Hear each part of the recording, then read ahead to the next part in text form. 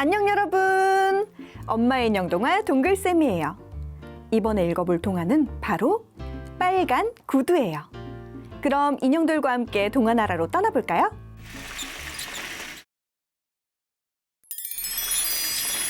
옛날 어느 마을에 카렌이라는 소녀가 있었어요. 병든 어머니를 모시느라 신발 한 켤레 살 돈이 없을 정도로 가난했지요. 카렌은 늘 맨발이었어요. 카렌, 미안하다. 신발 한 켤레도 못 사주고 고생만 시키는구나. 그런 말씀 마세요, 어머니. 그러던 어느 날이었어요. 카렌의 사정을 불쌍히 여긴 구두방 아저씨가 빨간 구두 한 켤레를 선물했답니다. 자, 딱 맞는구나. 잘 신거라. 와, 마음에 쏙 들어요, 아저씨. 절대 벗지 않을래요. 카렌은 이제 맨발로 다니지 않아도 되어서 기뻤어요. 하지만 병든 어머니는 끝내 돌아가시고 말았어요. 엄마의 장례식에 신고 갈 단정한 검정 구두가 없었던 카렌은 어쩔 수 없이 빨간 구두를 신고 갔어요. 이를 본 사람들이 수군거렸지요.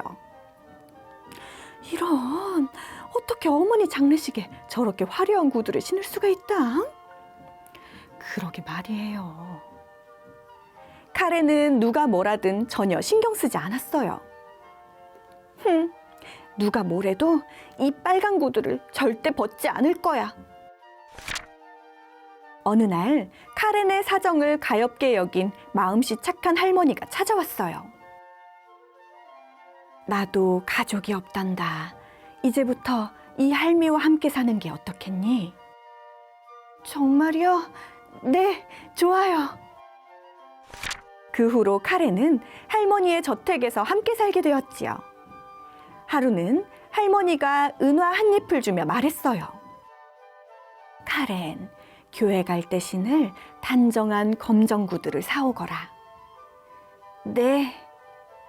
하지만 카렌은 검정 구두를 사기 싫었지요. 칙칙하고 까맣기만 한 구두는 신기 싫다고.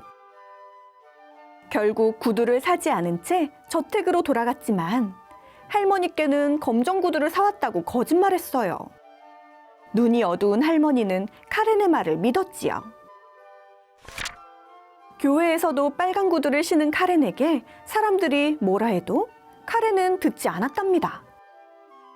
그런데 갑자기 빨간 구두를 신은 카렌의 발이 저절로 움직이지 뭐예요? 발이 왜 이러지?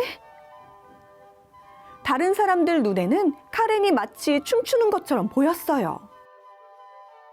교회에 화려한 빨간 구두를 신고 오는 것도 모자라 이제 춤까지 추네? 어쩜 이상해라.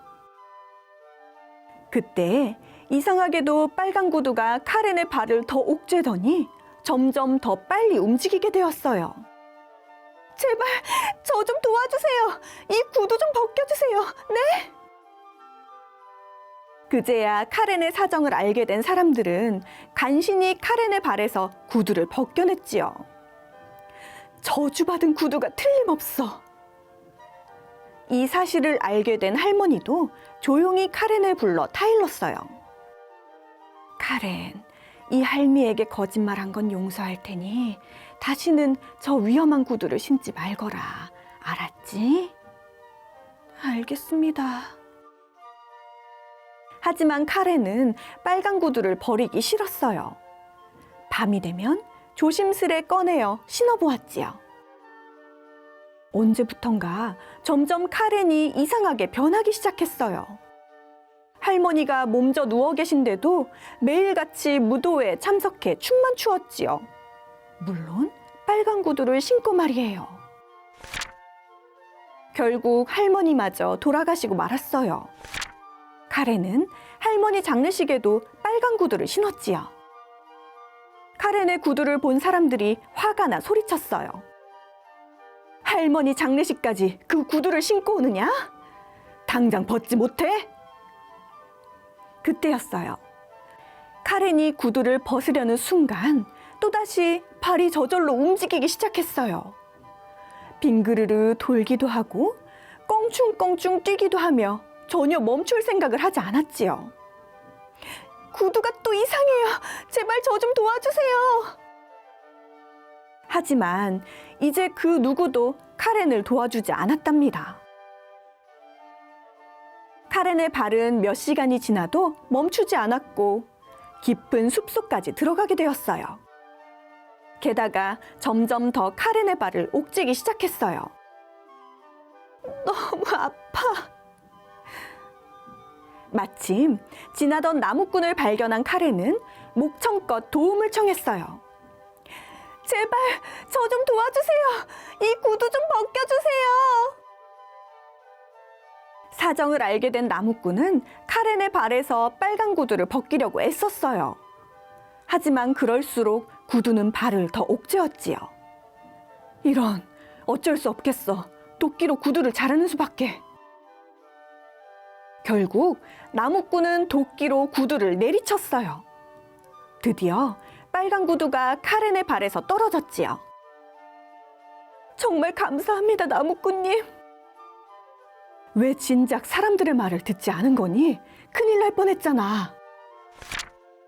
빨간 구두에서 벗어난 카렌은 그 이후로 자신의 고집만 세우기보단 주변의 말을 경청하며 살았답니다. 안녕 여러분! 엄마의 인형 동화 동글쌤이에요. 이번에 읽어볼 동화는 바로 신데렐라예요. 그럼 인형들과 함께 동화나라로 떠나볼까요?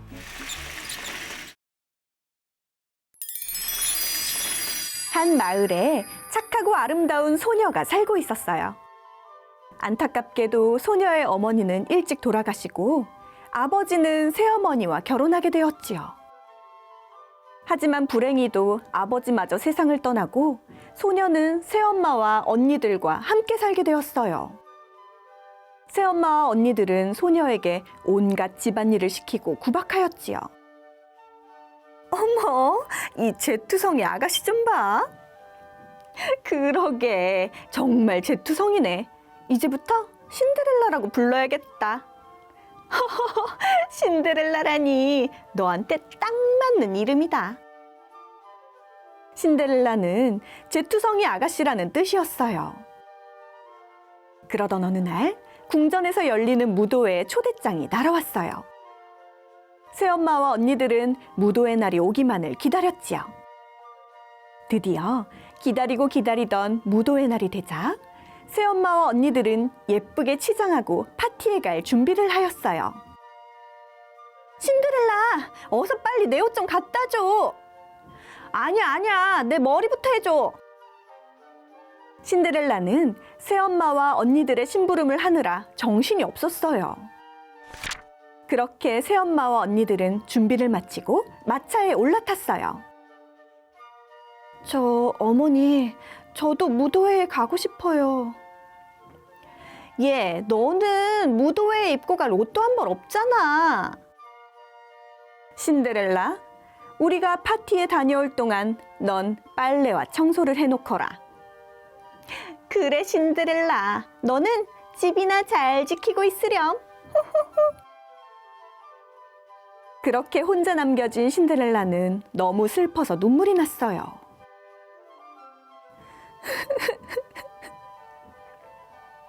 그때였어요. 어디선가 환한 빛이 나더니 요정 할머니가 나타났어요. 신데렐라, 울지 마렴. 내가 도와줄게. 지금 바로 호박과 생쥐와 도마뱀 한 마리를 가져오거라. 펑! 요정 할머니가 지팡이를 한번 휘두르자 호박이 마차로 변하였어요. 그리고 또 한 번 지팡이를 휘두르자 이번에는 생쥐가 말로 변하였지요. 그리고 또다시 지팡이를 휘두르자 도마뱀이 마부로 변하였어요. 이럴 수가! 신데렐라는 너무 놀랐어요. 아직 놀라긴 이르단다, 신데렐라. 이제 내 차례구나. 요정 할머니가 다시 요술지팡이를 흔들자 신데렐라의 낡은 옷이 드레스로, 낡은 구두는 유리구두로 변하였어요. 이제 됐다, 신데렐라. 아주 예쁘구나. 어서 무도회에 가거라. 아차차. 하지만 12시가 되기 전엔 돌아와야 한다. 12시가 되면 마법이 풀려버리거든. 네, 요정님. 감사합니다. 신데렐라는 호박마차를 타고 왕궁의 파티로 향하였어요. 신데렐라가 무도회장의 문을 열고 들어가자 모두들 신데렐라를 쳐다보았지요. 아니, 저 아가씨는 누구지? 우리 마을에 저렇게 예쁜 아가씨가 있었단 말이야? 무도회장에 있던 사람들뿐만 아니라 왕자님도 신데렐라에게 시선을 빼앗기고 말았지요. 그리고 왕자님은 신데렐라에게 다가와 말했어요. 아름다운 아가씨, 저와 함께 춤을 추시겠습니까? 왕자님과 춤을 추게 된 신데렐라는 너무 행복해 시간이 가는 줄도 모르고 있었어요. 바로 그때였어요. 12시를 알리는 시계종이 울리기 시작하였지요. 땡, 땡, 땡. 그제서야 시간을 보게 된 신데렐라는 깜짝 놀라 궁 밖으로 뛰어나가기 시작했어요. 왕자님, 죄송해요. 황급히 계단을 뛰어내려오던 신데렐라는 그만 유리구두 한 짝이 벗겨지고 말았어요. 아가씨! 왕자는 신데렐라를 쫓아나왔지만 이미 신데렐라는 사라지고 유리구두 한 짝만이 남겨져 있었지요. 왕자님은 다음 날 신하들에게 유리구두의 주인을 찾아오라고 명령을 내렸어요. 신하들은 온 마을을 돌며 아가씨들에게 구두를 신겨보았지요. 그 소식은 계모와 두 언니들에게도 들려왔어요. 왕자님이 유리구두의 주인을 찾는다지? 보나마나 그 구두는 나한테 꼭 맞을 거야. 치, 어림없는 소리. 내가 그 구두의 주인이 돼서 왕자와 결혼할 거야. 드디어 신데렐라의 집에도 신하들이 구두를 들고 방문하였어요. 이건 내 구두예요. 하지만 첫째 언니의 발에는 구두가 너무 컸지요. 이건 내 구두잖아. 그러나 둘째 언니의 발에는 구두가 들어가지 않았어요. 신데렐라는 거실 한 구석에서 조용히 청소를 하고 있었어요. 신하는 신데렐라에게도 구두를 신어보라고 하였지요. 그러자 언니들이 코웃음을 쳤어요. 하지만 신데렐라가 구두를 신어보자 유리구두는 발에 맞춘 듯이 꼭 맞았지요. 맙소사, 드디어 유리구두의 주인을 찾았군요. 신하는 기뻐하였지만 새엄마와 언니들은 깜짝 놀랐어요. 궁전에서 봤던 아가씨가 신데렐라였다고? 유리구두의 주인을 찾은 왕자님은 신데렐라를 왕비로 맞이하였어요. 신데렐라와 왕자님은 그 후로도 오랫동안 행복하게 살았답니다. 안녕 여러분! 엄마의 인형 동화 동글쌤이에요. 이번에 읽어볼 동화는 바로 헨젤과 그레텔이에요. 그럼 인형들과 함께 동화 나라로 떠나볼까요?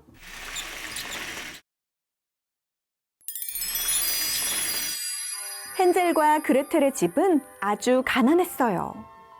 하루는 새엄마가 아빠에게 말했지요.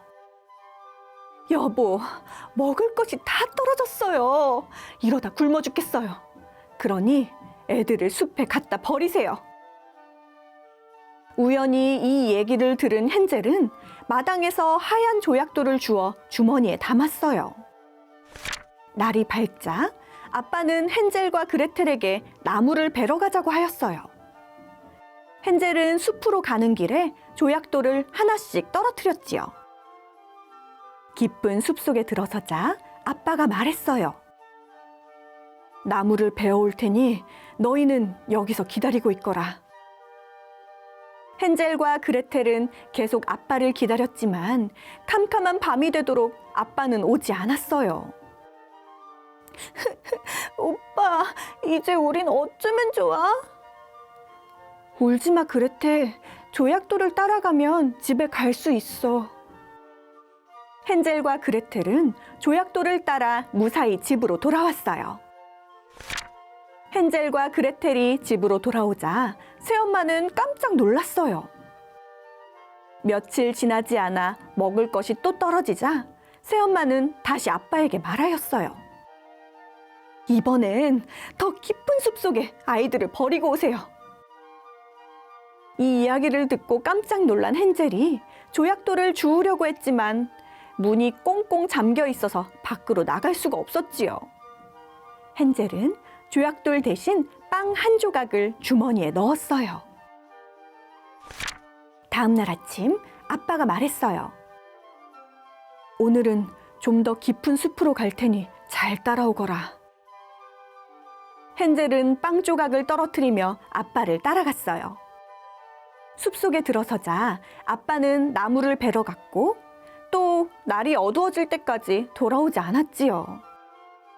헨젤은 빵 조각을 따라 집으로 돌아가려고 했지만 숲속에 배고픈 동물들이 빵 조각을 다 먹어버려서 길을 찾을 수 없었어요. 어두운 숲속을 정처 없이 헤매고 다니던 헨젤과 그레텔 앞에 과자로 만든 집이 나타났어요. 우와, 과자로 만든 집이야. 배가 고팠던 헨젤과 그레텔은 과자집을 뜯어먹기 시작했어요. 그때였지요. 과자집 안에서 한 할머니가 뛰어나왔어요. 아니, 누가 내 집을 뜯어먹는 게냐? 죄송해요. 배가 너무 고파서. 그래? 그럼 안으로 들어오렴. 할머니는 헨젤과 그레텔을 집 안으로 데려갔어요. 헨젤과 그레텔은 꿈에도 모르고 있었지만 그 할머니는 아이들을 잡아먹는 마녀였어요. 마녀는 헨젤을 우리에 가두고 음식을 먹였어요. 포동포동하게 살찌워서 잡아먹으려고 말이에요. 그리고 그레텔에게는 집안일을 시켰지요. 헨젤, 손가락을 내밀어봐. 살이 얼마나 쪘는지 보자. 헨젤은 뼈다귀를 내밀어 눈이 나쁜 마녀를 속였어요. 아무리 기다려도 헨젤이 살이 찌지 않자 마녀가 소리쳤어요. 더 이상은 기다릴 수 없어. 당장 헨젤을 잡아먹어야겠다. 그레텔, 화덕에 불을 지펴라. 불을 지피던 그레텔은 눈물이 나서 땔감을 자꾸 떨어뜨렸어요. 그 모습을 보던 마녀 할머니가 기다리지 못하고 그레텔에게 소리쳤지요. 저리 비켜! 내가 할 테니까! 할머니가 화덕 쪽으로 몸을 기울이자 그레텔은 할머니를 힘껏 밀어버렸어요. 으아! 그러고는 헨젤을 풀어주었지요. 헨젤과 그레텔은 집으로 달려갔어요. 그 사이 새엄마는 떠나고 아빠 홀로 헨젤과 그레텔을 기다리고 있었지요. 헨젤, 그레텔, 살아있었구나. 미안하다. 아빠를 용서해다오. 그 후로 헨젤과 그레텔은 아빠와 함께 행복하게 살았답니다.